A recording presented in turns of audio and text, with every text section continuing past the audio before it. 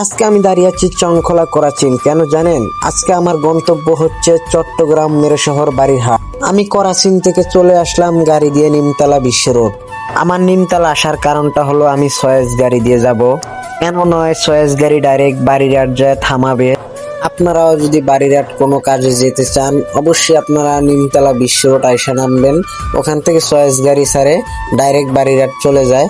আমার হাতের ডাইনে রাস্তার কাজ চলতেছে, সেই জন্য গাড়িটা কি পরিমাণ বামে চাইপে গেছে। আল্লাহ না করুক কোনো দুর্ঘটনা হয় নাই। হঠাৎ দেখতেছি একটি আংটি রাস্তার মাঝখানে কি জানি টোকাচ্ছে। অবশ্যই আপনারা যারা রাস্তা চলবেন সতর্কতার সাথে চলবেন। আপনাদের সাথে কথা বলতে বলতে চলে আসলাম অলংকার। অলংকার আসার পর কিছুক্ষণের জন্য গাড়িটা পার্কিং করছে, পার্কিং করে যাত্রী নিছে।